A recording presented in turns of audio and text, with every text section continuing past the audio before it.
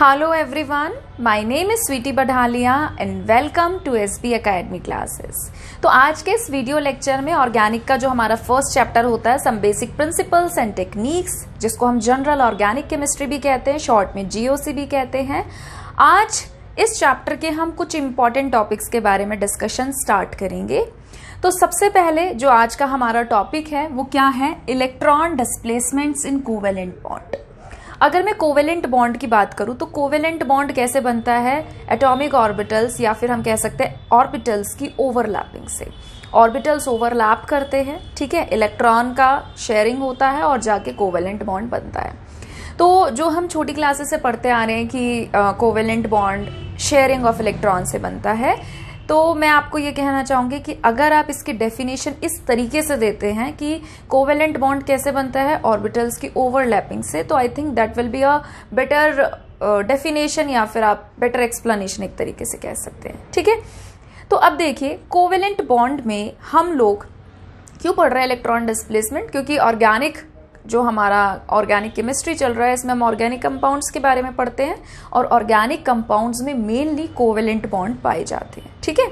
तो covalent bond में electron की डिस्प्लेसमेंट पाई जाती है। डिस्प्लेसमेंट समझते हैं आप, पोजीशन का चेंज हो जाना। तो इलेक्ट्रॉन्स या इलेक्ट्रॉन डेंसिटी अगर हम कहें तो वो शिफ्ट होती है। अब वो खुद एटम की वजह से भी शिफ्ट हो सकती है या उस एटम की इलेक्ट्रॉन डेंसिटी पे किसी अदर एटम का इन्फ्लुएंस हो सकता है, उस वजह से भी इलेक्ट्रॉन डेंसिटी शिफ्ट हो सकती है, ठीक है। तो अगर हम ऑर्गेनिक केमिस्ट्री की बात करें, जीओसी की बात करें, तो इलेक्ट्रॉन डिस्प्लेसमेंट में हम बेसिकली 4 इफेक्ट्स पढ़ते हैं जो कि अपने आप में बहुत बहुत बहुत इंपॉर्टेंट इफेक्ट्स होते हैं। उन्हीं के बारे में आज हम लोग इस वीडियो में चर्चा करेंगे, डिस्कशन करेंगे। तो सबसे पहले इफेक्ट की अगर हम बात करें तो सबसे पहला इफेक्ट होता है इंडक्टिव इफेक्ट। मैं पहले ना आपको सभी इफेक्ट्स के नाम बता देती हूँ, ठीक है, फिर एक एक करके शुरू करेंगे इनको समझना। तो पहला होता है इंडक्टिव इफेक्ट, दूसरा होता है रेजोनेंस, तीसरा होता है इलेक्ट्रोमैरिक इफेक्ट,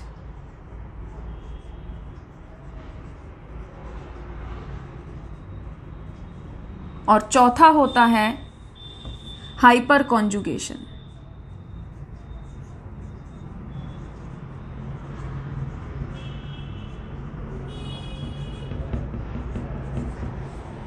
चलिए अगर हम लोग बात करें सबसे पहले इफेक्ट की तो वो आता है इंडक्टिव इफेक्ट।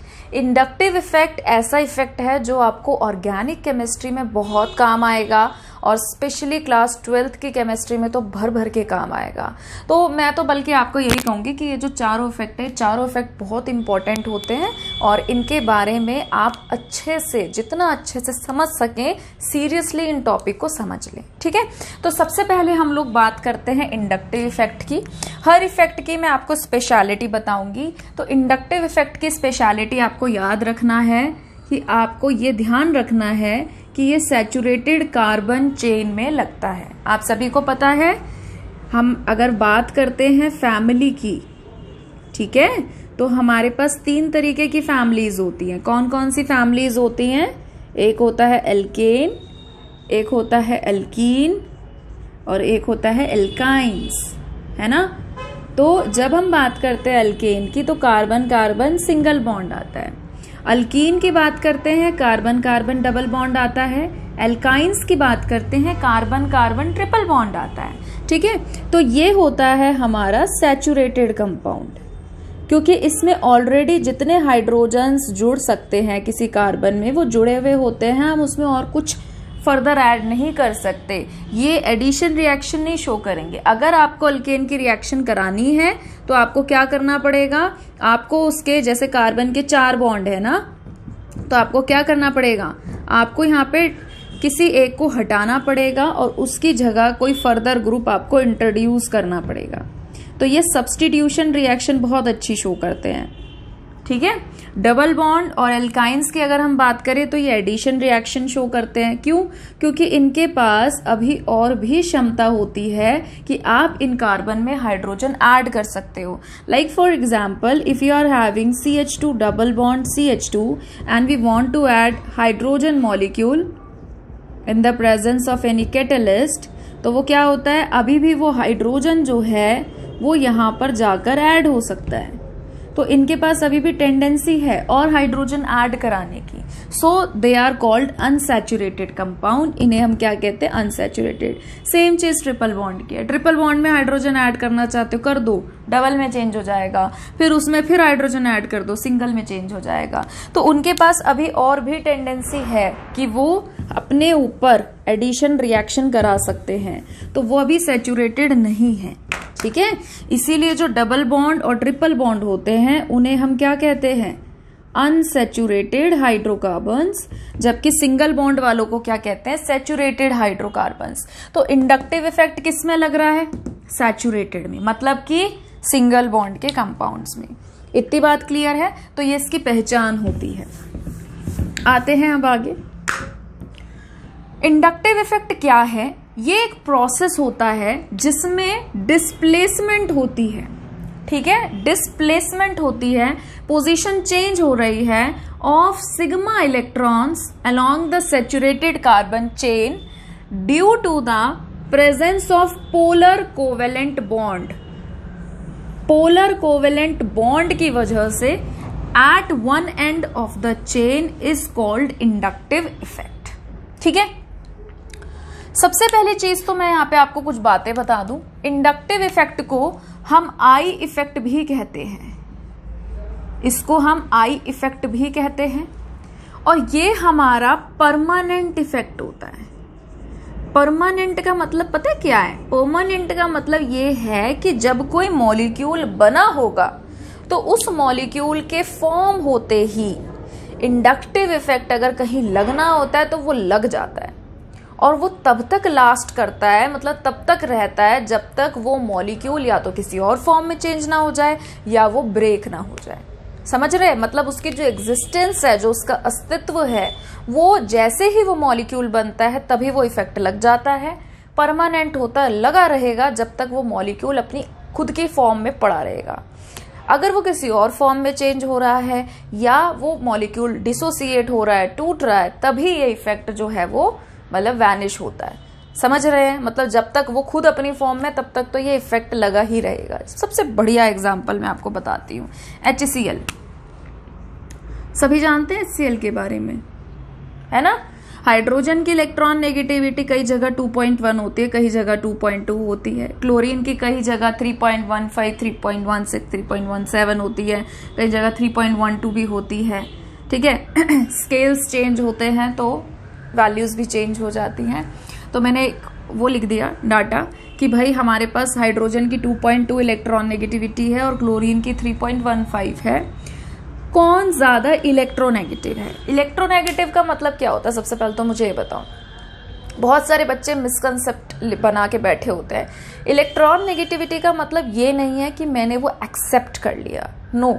इलेक्ट्रॉन नेगेटिविटी का मतलब ये है कि उनकी क्षमता क्या है, उनकी टेंडेंसी क्या है इलेक्ट्रॉन को अपनी तरफ अट्रैक्ट करने की। अट्रैक्ट का मतलब क्या है? आकर्षित करना।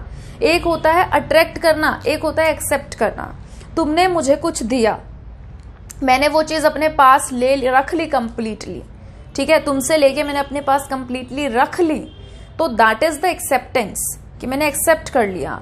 तुम मुझे कोई चीज देना चाह रहे हो और मैं मतलब अट्रैक्ट हो रही हूँ कि हाँ, मैं वो आकर्षित कर रही हूँ उसको कि हाँ वो चीज मेरे पास आए, that is the attracting tendency. समझ रहे हैं? तो क्लोरीन क्या करता है? क्लोरीन ज्यादा इलेक्ट्रोनेगेटिव है। ये पता है ना, बॉन्ड 2 इलेक्ट्रॉन से मिलके बनता है, एक बॉन्ड सिंगल बॉन्ड। तो क्लोरीन ज्यादा इलेक्ट्रोनेगेटिव है, तो ये क्या करेगा? ये इस बॉन्ड की इलेक्ट्रॉन डेंसिटी को अपनी तरफ अट्रैक्ट करेगा। अगर मैं यही चीज आपसे पूछती कि मुझे समझाइए H2 मॉलिक्यूल में ये जो बॉन्ड है, इसमें दोनों एटम्स जो हैं इनकी इलेक्ट्रॉन नेगेटिविटी क्या है? सेम। जितने फोर्स से हाइड्रोजन इस बॉन्ड के इलेक्ट्रॉन को अपनी तरफ खींच रहा है, उतने ही फोर्स से ये वाला हाइड्रोजन एटम भी इस बॉन्ड के इलेक्ट्रॉन को अपनी तरफ खींच रहा है। तो ये बॉन्ड की जो इलेक्ट्रॉन डेंसिटी है ये क्या है, ये सिमेट्रिकल है। ये क्या है इलेक्ट्रॉन डेंसिटी, सिमेट्रिकल। जो सिमेट्रिकल इलेक्ट्रॉन डेंसिटी जहां पर होती है ना, वो बॉन्ड हमारे नॉन पोलर होते हैं। समझ गए? क्लोरीन ज्यादा इलेक्ट्रोनेगेटिव है, इलेक्ट्रॉन डेंसिटी अपनी तरफ खींच रहा है, आकर्षित कर रहा है। इलेक्ट्रॉन की डेंसिटी एक तरफ ज्यादा हो रही है, एक तरफ कम हो रही है। क्लोरीन ने इलेक्ट्रॉन एक्सेप्ट नहीं किए हैं, सिर्फ अट्रैक्ट किए हैं। तो इलेक्ट्रॉन पे कैसे चार्ज होता है, नेगेटिव। एक तरफ इलेक्ट्रॉन की डेंसिटी जब बढ़ती जाएगी बढ़ती जाएगी बढ़ती जाएगी, तो एक तरफ इलेक्ट्रॉन की डेंसिटी बढ़ने की वजह से एक एंड पे आ गया पार्शियल नेगेटिव और दूसरे एंड पे क्या आ गया, पार्शियल पॉजिटिव। ठीक है, तो इलेक्ट्रॉन डेंसिटी यहां सिमेट्रिकल नहीं रही, कैसी हो गई, अनसिमेट्रिकल। और जहां अनसिमेट्रिकल इलेक्ट्रॉन डेंसिटी आ जाती है, वो बॉन्ड हमारे क्या हो जाते हैं, वो बॉन्ड हमारे हो जाते हैं पोलर। और ये क्या है, कोवेलेंट बॉन्ड है, ऑर्बिटल की ओवरलैपिंग से बना है, इलेक्ट्रॉन की शेयरिंग से बना है, तो हम इसे पोलर कोवेलेंट बॉन्ड भी कहते हैं। इसी की चर्चा हम यहां पर कर रहे थे, इसीलिए मैंने आपको ये चीज समझाई है। ठीक है, वीडियो को पॉज करके पहले इसको नोट कर लीजिए। ठीक है, अब देखो, अब आते हैं हम अपने इंडक्टिव इफेक्ट पे। अब देखो क्या है, मान लीजिए सबसे पहले तो ना मैं आपको बता दूं, इंडक्टिव इफेक्ट इलेक्ट्रॉन की डिस्प्लेसमेंट है, सिग्मा इलेक्ट्रॉन्स की डिस्प्लेसमेंट है। अगर किसी को नहीं पता है बेटा तो ये भी जान लीजिए। सिंगल बॉन्ड में एक सिग्मा, मतलब सिग्मा बॉन्ड होता है, सिंगल बॉन्ड जो है उसमें सिग्मा बॉन्ड एग्जिस्ट करता है। डबल बॉन्ड में एक सिग्मा होता है, एक पाई बॉन्ड होता है। और ट्रिपल बॉन्ड में एक सिग्मा होता है और 2 पाई होते हैं। ठीक है, ऐसे ट्रिपल के बाद 4 बॉन्ड भी आते हैं। ठीक है, डेल्टा बॉन्ड भी आता है, 5 बॉन्ड भी आता है, इस तरीके के बॉन्ड्स भी आते हैं, बट उनकी चर्चा मैं अभी यहाँ पर नहीं कर रही हूँ क्योंकि वो अभी आपके आउट ऑफ सिलेबस है। अभी तो हम 11th के हिसाब से पढ़ रहे हैं। ठीक है, अब देखिए, अगर मैं बात करूं इंडक्टिव इफेक्ट की, तो इंडक्टिव इफेक्ट 2 प्रकार से लगता है। इंडक्टिव इफेक्ट या आई इफेक्ट जिसको हम कहते हैं, ठीक है, ये 2 टाइप का होता है। एक होता है प्लस आई इफेक्ट और एक होता है माइनस आई इफेक्ट। ठीक है, इसको नोट कर लो, फिर मैं मिटा रही हूं, मुझे थोड़ी सी जगह चाहिए होगी। वीडियो को पॉज करके आप इसे नोट कर सकते हैं कि इंडक्टिव इफेक्ट 2 प्रकार का होता है, प्लस आई इफेक्ट और माइनस आई इफेक्ट। ठीक है, चलिए अब देखिए, मेरे पास एक कार्बन की चेन है। मेरे पास कार्बन की एक चेन है, कार्बन चेन है और सैचुरेटेड है, मतलब कि सिंगल सिंगल बॉन्ड उसमें लगे हुए हैं। ठीक है, जब कोई टॉपिक की आप डेफिनेशन पढ़ते हो ना, तो उसके हर वर्ड की गहराई को समझा करो कि वो वर्ड आपको क्या बताना चाह रहा है। ठीक है, ऐसे नहीं टाइम पास कर लिया, पढ़ लिया, अपना काम चलता, बाकी समझ गए होंगे आप। ठीक है, तो ऐसे मत पढ़ा करो। चलिए, तो हमारे पास कार्बन है, कार्बन की चेन है और वो सैचुरेटेड कंपाउंड है, सिंगल सिंगल बॉन्ड बना रखे हैं। ऑब्वियसली यहाँ पे कुछ लगा होगा जो मैं अभी फिलहाल मेंशन नहीं कर रही, वो अभी डिस्कशन का मुद्दा नहीं है। मैंने क्या किया, यहाँ पे कोई ऐसा एलिमेंट लगा दिया जो कार्बन से ज्यादा इलेक्ट्रोनेगेटिव है। ये क्या है, मोर इलेक्ट्रोनेगेटिव है, मतलब इलेक्ट्रॉन से ज्यादा, मतलब कार्बन से ज्यादा इलेक्ट्रॉन अपनी तरफ आकर्षित या अट्रैक्ट करने की क्षमता रखता है, मोर इलेक्ट्रोनेगेटिव है देन कार्बन। तो अब ऑब्वियस सी बात है, अगर ये मोर इलेक्ट्रोनेगेटिव है, मोर पावरफुल है, तो आपको तो पता ही है पावरफुल पीपल अपना तो इन्फ्लुएंस लगाते ही हैं, दिखाते ही हैं। तो ये मोर इलेक्ट्रोनेगेटिव है, तो ये क्या करेगा, ये इलेक्ट्रॉन्स को अपनी तरफ आकर्षित करेगा। समझ रहे हैं? ठीक है, अब ऑब्वियस सी बात है कि जो ग्रुप हमारा जो कि ज्यादा इलेक्ट्रोनेगेटिव है, वो जिस कार्बन से सीधा जुड़ा हुआ है, डायरेक्टली अटैच है, उस कार्बन पे उसका इन्फ्लुएंस सबसे ज्यादा पाया जाएगा। समझ रहे हैं ना आप? अगर मान लीजिए कि यहाँ पे बच्चे खड़े हैं, ठीक है, एक लाइन है और उस लाइन में बच्चे खड़े हैं और मैं यहाँ पे लेके खड़ी हो गई पिचकारी कि भैया होली है और हम आज सबको पानी में भिगोएंगे। तो ऑब्वियस सी बात है कि जो फ्रंट में खड़ा होगा वो सबसे ज़्यादा भीगेगा, फिर थोड़ा सा ये भीगेगा, थोड़ा सा फिर उससे कम वो, और बेचारे चौथा तो पता नहीं भीगेगा भी कि नहीं भीगेगा। समझ रहे हैं? तो यहाँ पे मैं क्या कहना चाह रही हूँ कि जो आपका ग्रुप इलेक्ट्रॉन खींचने वाला जिस कार्बन पे जुड़ा होता है डायरेक्टली, वो सबसे ज़्यादा इलेक्ट्रॉन डेंसिटी उस कार्बन की खींचता है। तो जब ये इलेक्ट्रॉन खींचेगा, इलेक्ट्रॉन डेंसिटी इसकी तरफ ज़्यादा इसकी तरफ कम, तो इस पे आएगा पार्शियल नेगेटिव चार्ज और इस कार्बन पर आएगा पार्शियल पॉजिटिव चार्ज। बॉन्ड देखो बने हुए हैं, मैं अभी फिलहाल के लिए ना हटा रही हूँ क्योंकि मुझे कुछ लिखना होता है, फिर जगह नहीं मिलती, पर बॉन्ड है, आप मान के चलिए कि बॉन्ड है, कार्बन 4 बॉन्ड बना रहा है। फिर इसका खींचने वाला जो इफेक्ट है वो इस कार्बन पे भी पड़ेगा, पर इस कार्बन के कंपैरेटिवली इस सेकेंड कार्बन पे थोड़ा सा कम पड़ेगा। ठीक है, इस पे थोड़ा सा और कम, इस पे चौथे तक तो आते आते इंडक्टिव इफेक्ट जो है वो खत्म ही हो जाता है, वैनिश हो जाता है, ज्यादा स्ट्रॉन्ग इफेक्ट्स में नहीं आता है ये। ठीक है, तो कोई ग्रुप है जो इलेक्ट्रॉन खींच रहा है, उसने जिस पे वो लगा हुआ है सबसे ज्यादा उस कार्बन से खींचेगा पार्शियल नेगेटिव, इस कार्बन पे पार्शियल पॉजिटिव। ठीक है, सबसे ज्यादा इसके खींचेंगे, इसके थोड़े से और कम, इसके थोड़े से और कम, यहां तक आते आते ना के बराबर ये इफेक्ट लगता है। तो यहाँ पे मैंने क्या किया, यहाँ पे मैंने आपको ऐसा ग्रुप लेके बताया जो इलेक्ट्रॉन खींच रहा है, तो इसको हम बोलते हैं माइनस आई इफेक्ट। इसे क्या कहा जाता है? Minus I effect. बहुत आसान से इफेक्ट है सारे, बस आपको एक बार समझ में आने की देर है। ठीक है, ये इफेक्ट को अभी हम समझ रहे हैं, जब इनको क्वेश्चंस पे इम्प्लीमेंट करना आएगा ना, तब आप असलियत में समझ पाओगे कि आप इसकी बात की गहराई को समझे या नहीं समझे। ठीक है, चलो अब हम बात करते हैं प्लस आई इफेक्ट की। प्लस आई इफेक्ट में क्या होता है कि हमारे पास कोई ऐसा ग्रुप होगा जो कार्बन को इलेक्ट्रॉन देने का काम करेगा। तो ऑब्वियस सी बात है, जो सबसे पहले है उसको सबसे ज्यादा इलेक्ट्रॉन मिलेंगे, तो इस पे कैसा चार्ज आएगा? Partial negative. ये दे रहा है पार्शियल पॉजिटिव, इस पे इसको थोड़े से कम इलेक्ट्रॉन मिलेंगे, इस पे थोड़े से कम इलेक्ट्रॉन आएंगे, और चौथे तक आते आते इफेक्ट जो है वो खत्म हो जाएगा, वैनिश, नेग्लिजिबल। मतलब बहुत कम लगता है, बिल्कुल लिटिल लेस, तो हम उसे इग्नोर मार देते हैं। ठीक है, नोट करिए इसे, फिर आगे बढ़ते हैं।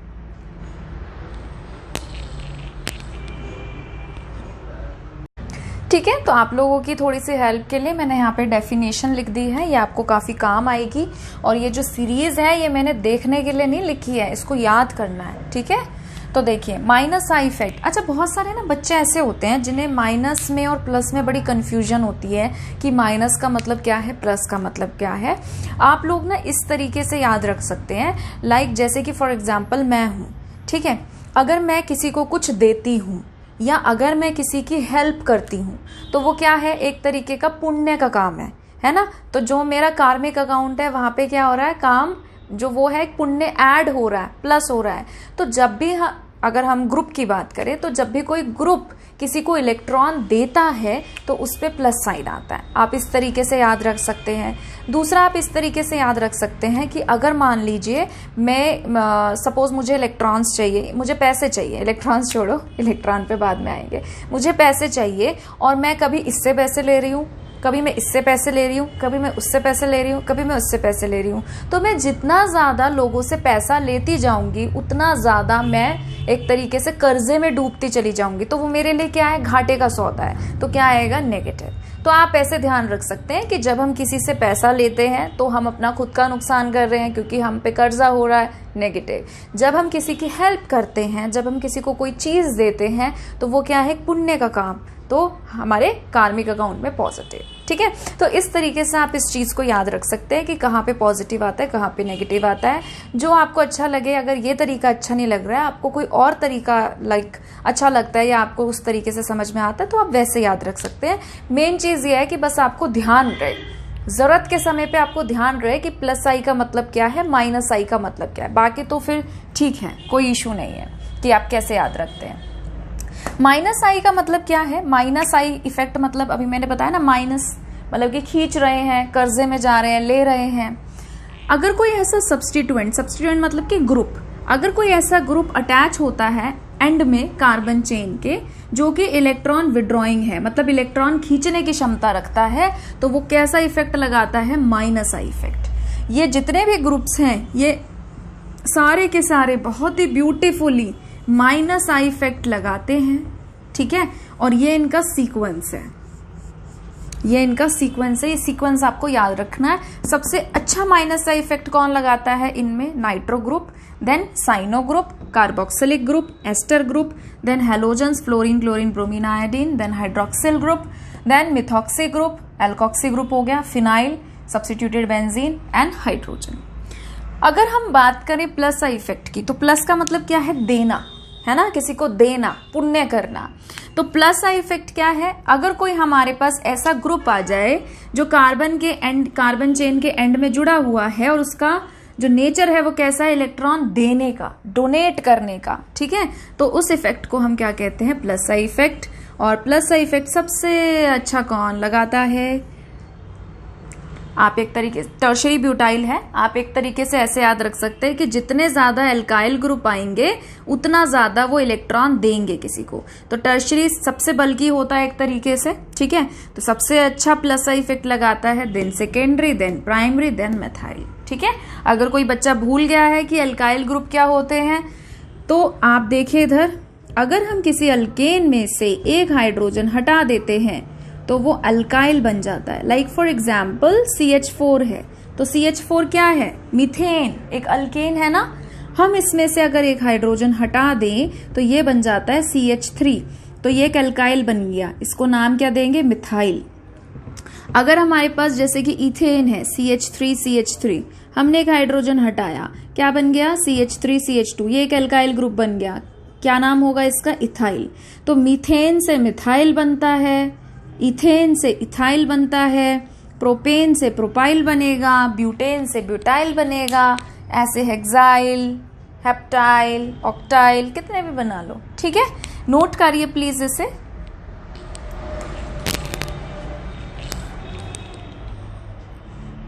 चलिए आगे बढ़ते हैं। सेकंड नंबर पे मैं रेजोनेंस नहीं करा रही, सेकंड नंबर पे मैं इलेक्ट्रोमैग्नेटिक इफेक्ट करा रही हूँ, क्योंकि रेजोनेंस ना थोड़ा मतलब लेंथी सा जाएगा थोड़ा सा उसका वीडियो, तो मैं उसकी एक सेपरेट वीडियो बनाना चाह रही हूँ। तो इसमें मैं नहीं घुसाना चाह रही, नहीं तो फिर वो बहुत 1-1.5 घंटे की वीडियो बन जाएगी। तो शॉर्ट में वीडियो बनाना होता है। तो ये जो छोटे छोटे हैं इंडक्टिव और इलेक्ट्रोमैग्नेटिक, इसलिए मैं इसको इस वीडियो लेक्चर में पढ़ा रही हूँ, ठीक है।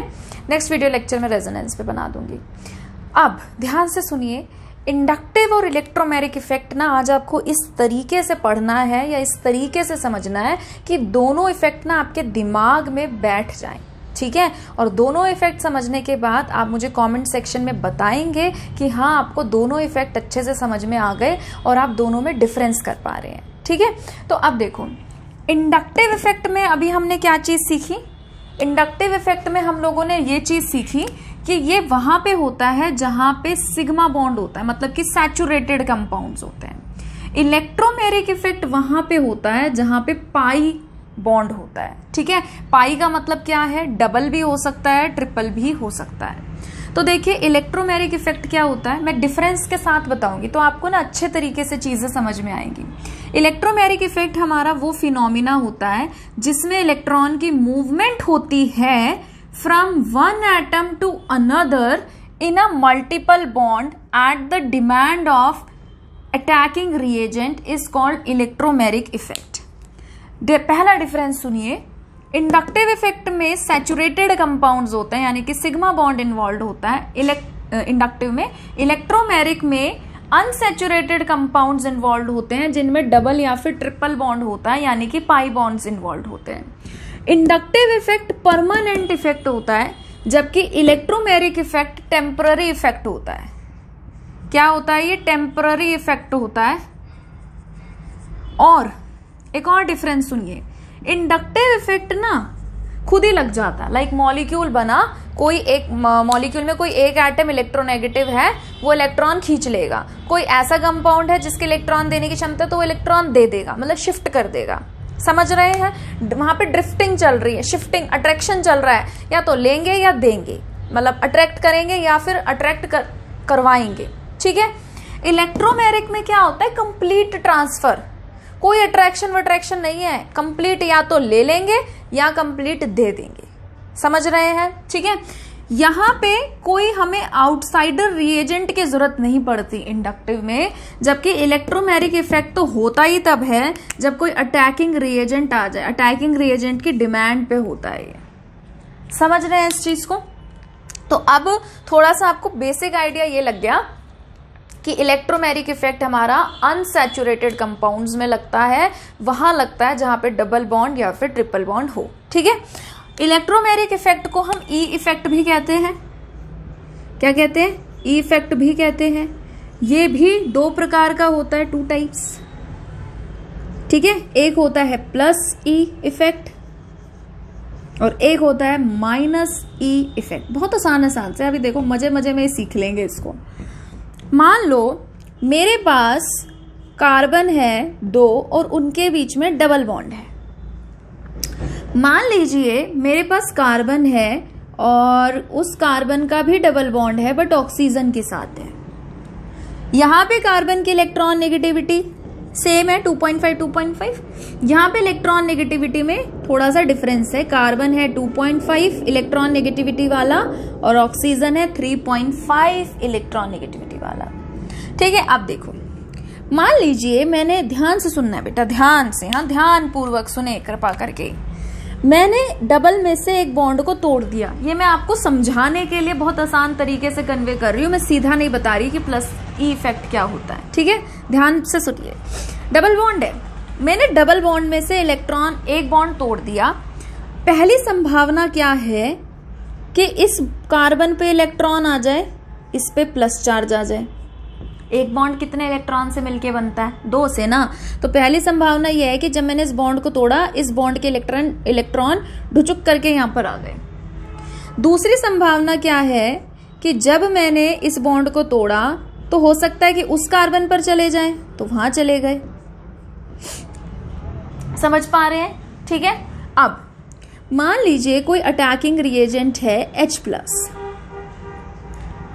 ये H+ या इसको अटैकिंग रिएजेंट की नजर से देखो कि ये अटैकिंग रिएजेंट अगर वहां जाकर जुड़े, उस कार्बन पर जाकर जुड़े जिस पर मल्टीपल बॉन्ड के इलेक्ट्रॉन शिफ्ट हुए हैं, लाइक अगर सपोज आपने इस पे शिफ्ट कराया है, अब देखो ना नेगेटिव है तो नेगेटिव पॉजिटिव अपोजिट चार्ज तो अट्रैक्ट करेंगे, इधर प्लस प्लस पे तो करवा नहीं सकते, समझ रहे हो। वो बेचारा हाइड्रोजन के पास एक इलेक्ट्रॉन होता है, H+ का मतलब क्या है कि वो भी कोई लेके भाग गया उसका, तो उस पर कोई इलेक्ट्रॉन नहीं है। इस कार्बन के तो खुद ही 3 बॉन्ड है, इलेक्ट्रॉन की कमी है, क्या देगा उसको, तो जो इलेक्ट्रॉन रिच है वही तो देगा उसको। तो अब ऐसा हो सकता है कि ये H+ यहाँ आ जाए अगर इस कार्बन पे इलेक्ट्रॉन आए हैं, या ऐसा हो सकता है कि ये H+ यहाँ आ जाए अगर इस वाले कार्बन पे इलेक्ट्रॉन आए, मतलब जिस पे भी आए इलेक्ट्रॉन, अटैकिंग रिएजेंट वहीं अगर जाकर जुड़ जाए, ठीक है। मान लो इस वाले केस को मान लो ये था, ठीक है, तो इसने अटैक किया इस पर इलेक्ट्रॉन देने के लिए और ये H यहाँ पर आकर जुड़ गया।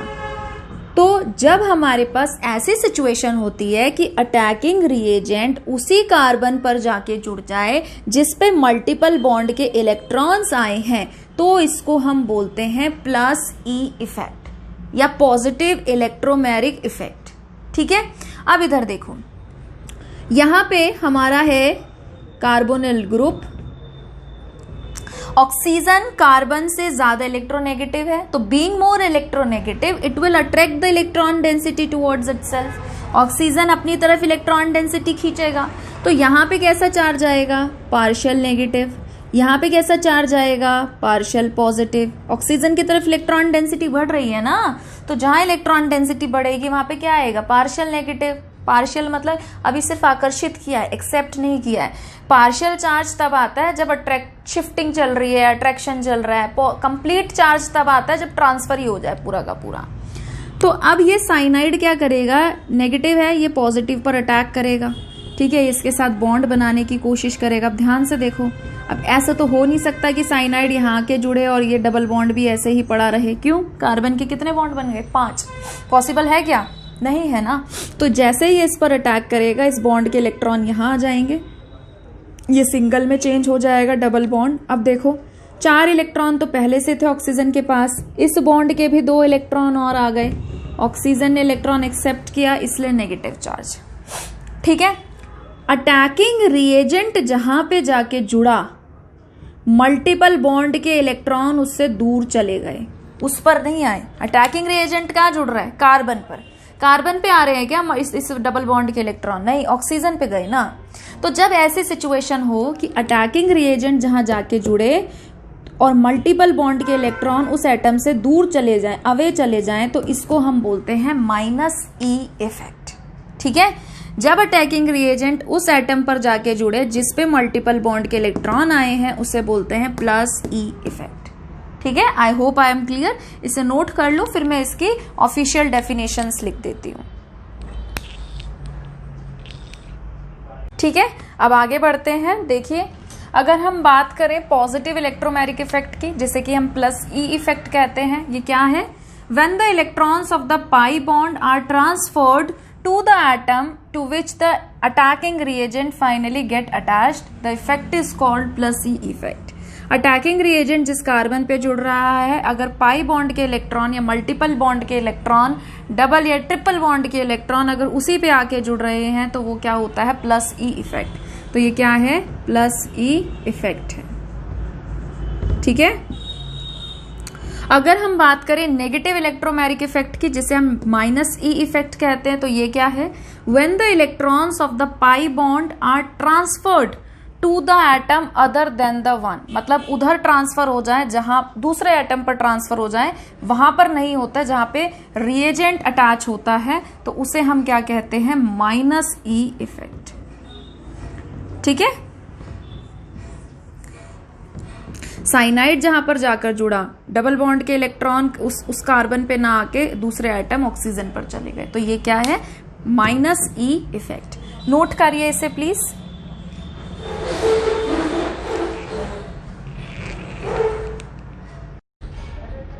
चलिए आगे बढ़ते हैं लास्ट टॉपिक की तरफ। तो आज का जो लास्ट टॉपिक है बहुत इंपॉर्टेंट है, आप इसका कृपा करके ध्यान रखें। That is the difference between inductive effect and electromagnetic effect. Inductive effect की बात करें तो इंडक्टिव इफेक्ट क्या होता है? परमानेंट इफेक्ट, जबकि इलेक्ट्रोमैग्नेटिक इफेक्ट की अगर बात करें तो ये क्या होता है? Temporary effect.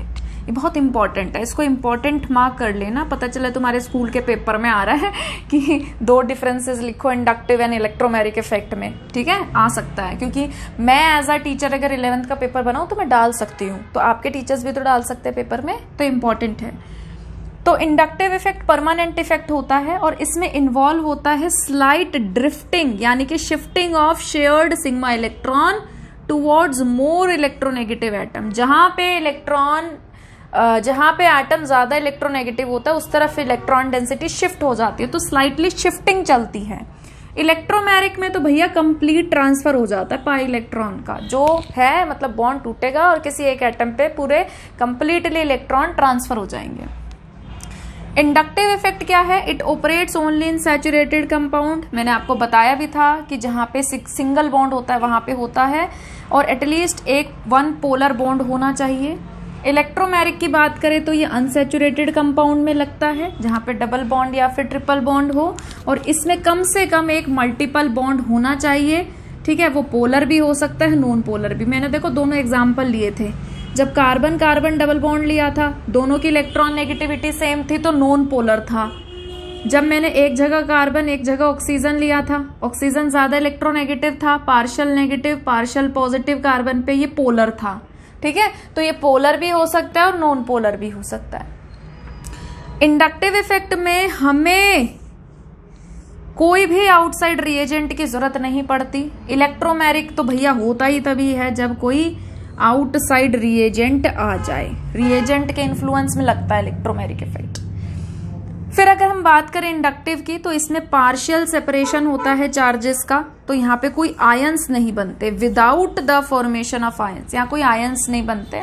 इलेक्ट्रोमैग्नेटिक इफेक्ट में कंप्लीट ट्रांसफर हो जाता है इलेक्ट्रॉन्स का, जिसकी वजह से आयंस जो है वो फॉर्म्ड होता है, मतलब चार्ज आता है। ठीक है, नोट करिए इसे।